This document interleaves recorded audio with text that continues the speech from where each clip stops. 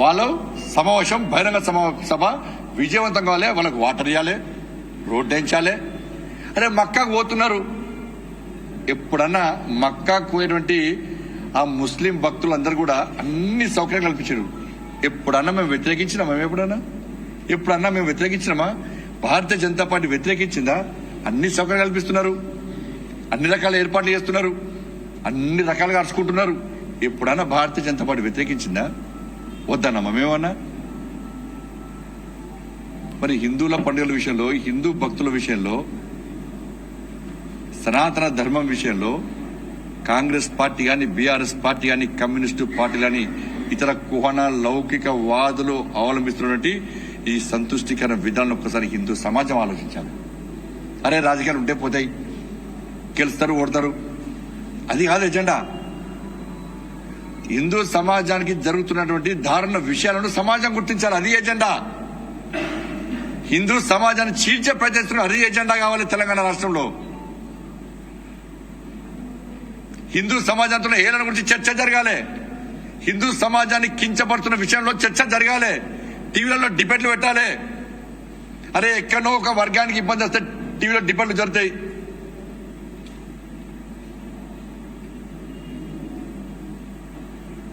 అంటే దయచేసి అన్ని రాజకీయ పార్టీ కార్యకర్తలకు విజ్ఞప్తి చేస్తున్నాం.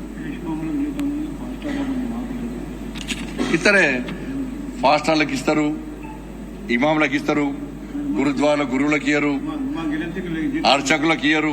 వాళ్ళు 3 నెలల పాటు ఉండాలి. ఇవాళ మీ పరిస్థితి ఏంది? అర్చకుల పరిస్థితి ఏంది? కూకట్పల్లి ఏంది?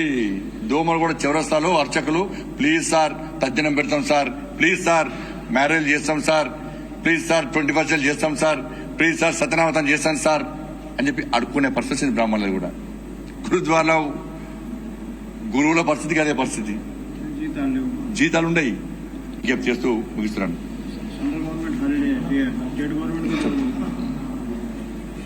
మళ్ళా సేమ్ టైం పాస్. 6 గ్యారంటీలు అమలు చేయలేని స్థితిలో సమగ్ర సర్వే పేరుతోని కాలయాపన చేయడం.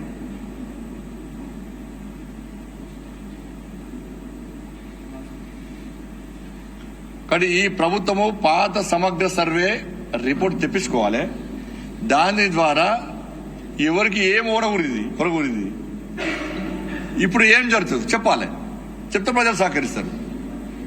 వాళ్ళు చేశారు కదా, వాళ్ళు చేసిన మేమేది చేయొద్దంటే వాళ్ళ కరువు కాల్చి వాత పెట్టి ఇంట కూర్చోబెట్టారు. మీరు కూడా అదే పరిస్థితి కొని చేసుకోవద్దు. ఎందుకంటే తెలంగాణ రాష్ట్ర అభివృద్ధికి భారతీయ జనతా పార్టీ రాజకీయాలను పక్కబెట్టి మీకు సహకరించడానికి ఏ పార్టీ అయినా సహకరించడం మేము సిద్ధంగా ఉన్నాం. మేము గతంలో బీఆర్ఎస్ పార్టీ ప్రభుత్వం ఉన్నప్పుడు కూడా స్పష్టం చేసినాం, మేము అభివృద్ధికి సహకరించినాం. కానీ బీఆర్ఎస్ పార్టీ అభివృద్ధికి సహకరించలే, సర్వనాశనం చేసింది. ఇలా కాంగ్రెస్ పార్టీ ప్రభుత్వం కూడా మేము చెప్తున్నాం పక్కా సహకరిస్తాం. ప్రభుత్వం ఏదైనా ప్రజలు తీర్పిచ్చారు, దాన్ని శిరస వహించాల్సిన బాధ్యత ప్రజాస్వామ్యవాదులపై ఉన్నది. కాబట్టి ఈ కాంగ్రెస్ పార్టీ ప్రభుత్వానికి తెలంగాణ రాష్ట్ర అభివృద్ధి విషయంలో తప్పకుండా మేము సహకరిస్తాం. మోడీ గారికి ఈ రాష్ట్రంలో ఆ పార్టీ ప్రభుత్వం ఉంది, ఈ మహారాష్ట్రంలో ఇంకో పార్టీ ప్రభుత్వం ఉంది, అది ఏ ఉండదు.